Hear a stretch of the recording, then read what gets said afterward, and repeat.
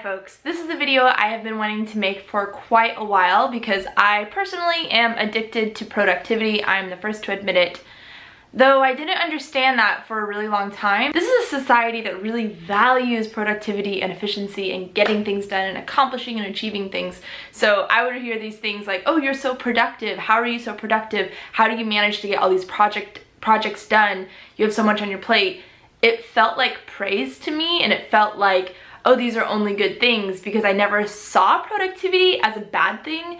And I think especially in the YouTube world, it's really common to see videos like productivity tips and how to be more efficient with your day, how not to waste time, how not to be a procrastinator and things like that. And I just personally have never really struggled with procrastinating. Maybe when I was in high school, I sort of procrastinated a little bit, but once I got to college, I really got my ass in gear and I worked really hard, and I was a perfectionist. And I never thought I was a perfectionist until a therapist I went to a couple of years ago suggested that idea to me that I was a perfectionist. I was like, I'm not a perfectionist. And he's like, that sounds like something perfectionists would say.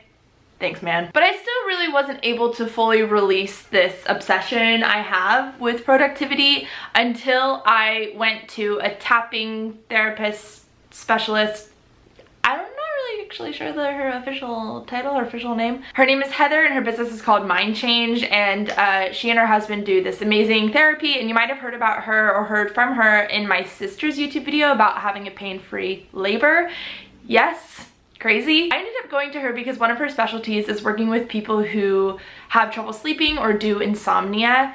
And if you have been with me for any amount of time, you will have heard me complain about not getting enough sleep. When I went to her to help with my sleep problems, I had no idea really what I was getting into. I sort of thought she was gonna like tap my head a little bit and whisper things to me, and then bam, I'd not have sleep problems. I didn't realize that it would require such an emotional overhaul for me, and it would radically alter the way I view life. After we had a bit of our discussion in our session before she started like the tapping part of the session, she was getting to know me and getting to know sort of like my history and yada yada, because one of her questions is like, what makes you most happy? And I'm like, right off the bat, it's when I have a really productive day. I know when I have achieved a lot of things, when I accomplish something, when I can check a bunch of stuff off my list. It just feels so good. And then we kind of got deeper, and she was kind of asking me how I view my time. And I knew this about myself, that I am obsessive about how I use my time. And I never really thought of it as an addiction. I just thought like, oh, I'm just disciplined, and I'm a high achiever, and I am a 4, wing 3 in the Enneagram. But then she pulls out this word, this like term for me. She's like, Hannah, you are chronically vigilant. Of course, my first thought goes to Mad Eye Moody, constant vigilance. I'm thinking, whoa, I'm constantly vigilant. She says, no, you're chronically vigilant, meaning it's too vigilant. And I have never really been told that this was negative. I used to view my time in the most obsessive way. It was like a compulsion. I couldn't waste a single minute of my day. I would be like calculating how many minutes it took me to do certain things and eliminate those things so I could dedicate those minutes to higher priority things. But it got to the point where I was eliminating things that are pretty necessary as a human, such as resting. And I would sometimes post things on my Instagram or say stuff on YouTube like, I hate resting, I hate sleep, I hate my bed, I love to do stuff. And then people would comment on these posts and say, you know, rest is really important. And I'm like, whatever. Because I really didn't enjoy rest. I wasn't good at resting. And I just thought it was a personality quirk rather than something that was actually contributing to my insomnia, the insomnia that I was doing. I've talked a lot about my sleep problems, and for me this is what the manifestation was of my addiction to productivity. I would be constantly like lying awake at night, not stressed. It wasn't like oh, I'm stressed about the day, or I have all these like negative sort of emotions that I'm dealing with, or I'm dealing with this drama, but it was pure creativity and wanting to get up and work more, which is wonderful. It's a wonderful place to be in, to be very inspired and to feel creative and want to work on my stories that I'm working on, or have an idea for a video or whatever it is, or even like when I was teaching, have an idea for a lesson plan and be constantly buzzing and stimulated.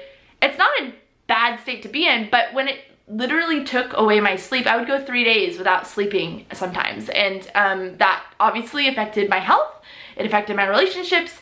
It made my short temper even worse. And in the end, ironically, it actually makes you less productive. I've been pretty reluctant to bring up this topic and fully discuss it in detail on my channel, probably because it feels very personal and it feels like almost shameful, like just to admit you have an addiction at all. However, I do think it's really important to talk about in this age of like constant productivity and constant distractions and constantly doing things and notifications and emails. I came up with a list. I came up with a are you addicted to productivity list, and you can ask yourselves these questions and maybe it can help you identify in yourself if there really is a problem, because inherently it's not bad to be productive, right? This isn't a bad thing. It's actually kind of a good thing, right? If you could get stuff done and have purpose in life and pursue things that you want to achieve.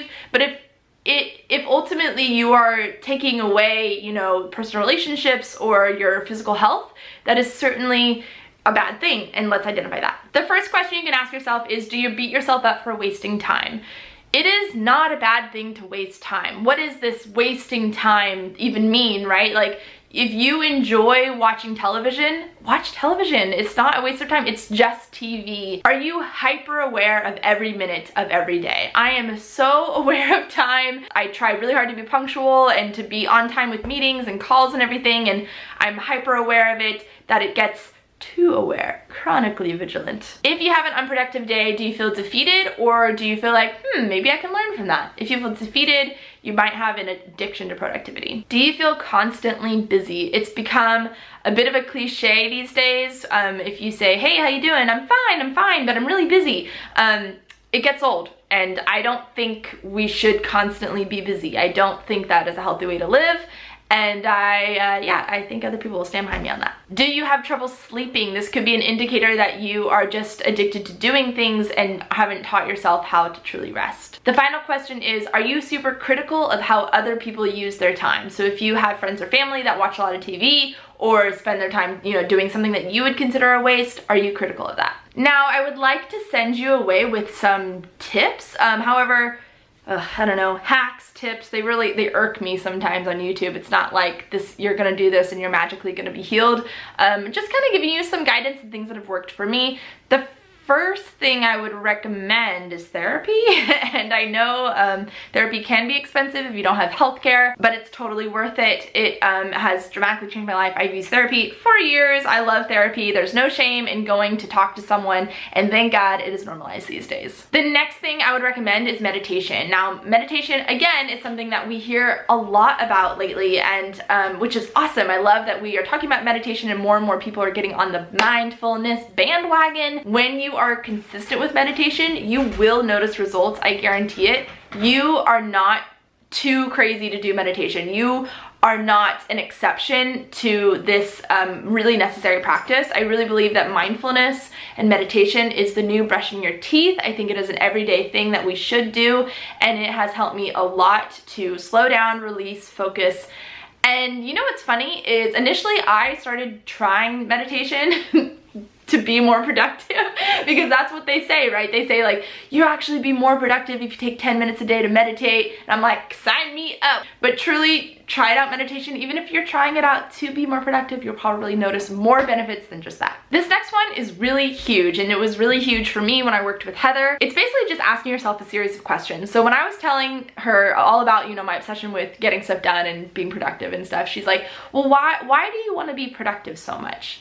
And I'm like, so I can get stuff done. She's like, well, why do you want to get stuff done? And I'm like, so I can achieve more. She's like, but she goes deeper, right? So why do you want to achieve more?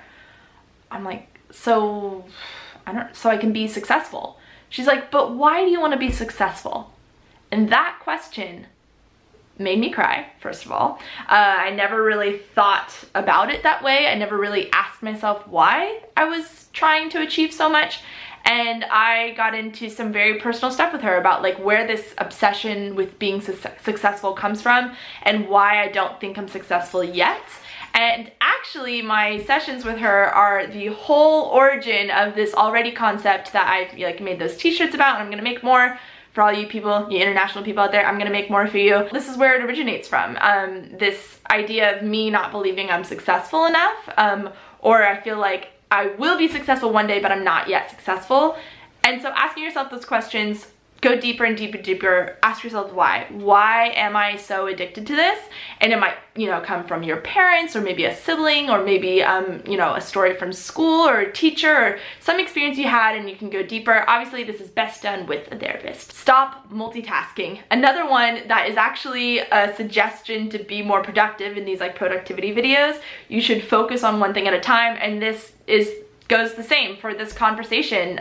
Stop trying to get so much done at once. Find 1 or 2 activities that are just for you. Maybe it's playing music, and there's absolutely no, expectation with your music career or anything like that. You're just playing music because you love to play music. Spend time with others just to spend time with others.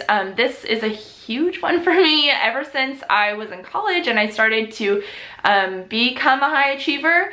I would do this really shameful thing of combining hanging out with my friends with getting stuff done. Often it was doing homework. I didn't have time to read the Shakespeare play when I was in Shakespeare class, so I'd watch the Kenneth Branagh movie and I would be like, hey, so-and-so, do you want to come over and hang out with me? Let's watch Much Ado About Nothing. Oh, okay. And then she like sees me secretly taking notes because it's my homework. It's so bad. The next tip is to cut yourself off. Lately, I have the new rule of stopping work at 8 p.m.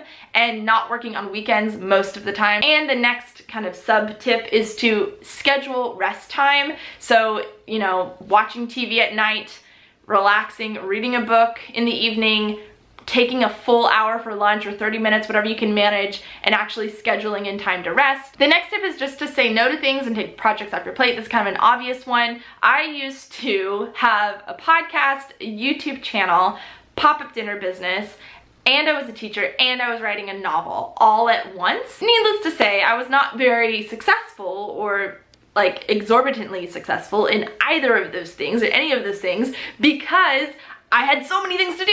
So that's one of the reasons why we don't do the podcast anymore, because I have other things I want to focus on, and why we don't do the pop-up dinners anymore. It's just very time consuming, and taking things off your plate so you can focus on the things that are truly important to you and have priority. Another odd tip is to unfollow or unsubscribe or just not watch videos or posts of certain people or influencers that are highly productive. If you are watching someone who is constantly talking about how productive they are and like productivity tips all the time and being perfect all the time, I just suggest not watching those videos.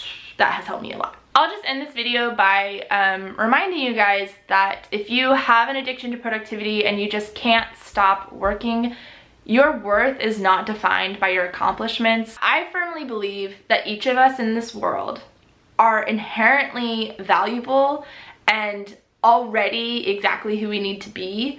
And it's all about accepting that love, and it's really difficult, obviously, if sort of you've been associating getting A's with your love and your value. And I will say it's really difficult as a student, especially if you're a young person.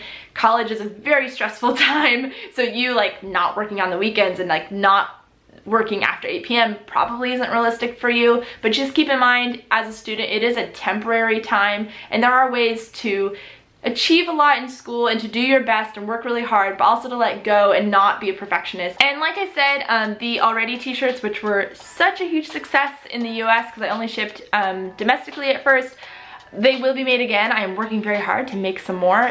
It is a lot of work because I thrift all the shirts, so I'm not wasting any resources. I have found a way to ship internationally. I have received so many messages, emails from international people who want to purchase these shirts, so they are coming, I promise. Talk to you later. Bye.